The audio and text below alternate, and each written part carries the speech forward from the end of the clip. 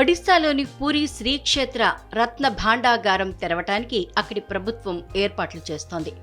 న్యాయశాఖ మంత్రి పృథ్వీరాజ్ హరిచందన్ గురువారం పూరిలో విలేకరులతో మాట్లాడారు. జస్టిస్ విశ్వనాథ్ రథ్ అధ్యక్షతన ఏర్పాటైన అధ్యయన సంఘం ఈ నెల 14న భాండాగారం తెరవటానికి నిర్ణయించిందని చెప్పారు. దీనికి శ్రీక్షేత్ర పాలకవర్గం ఆమోదించినందున ప్రభుత్వం ఇతర ఏర్పాట్లు చేయనుందన్నారు. అధ్యయన సంఘం జారీ చేసిన మార్గదర్శకాలు పరిశీలిస్తున్నామని, దీనికి అనుగుణంగా ఏర్పాట్లు చేస్తామన్నారు.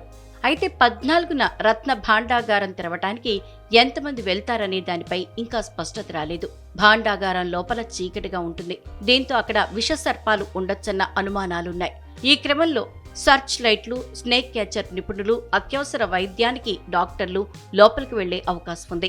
భాండాగారానికి వెంటనే మరమ్మతులు చేయటానికి పురావస్తు శాఖ సిద్ధంగా ఉంది. ఈ నేపథ్యంలో స్వామి సంపద శ్రీక్షేత్రం లోపల మరో చోట భద్రపరిచి లెక్కింపు చేసే అవకాశం ఉంది.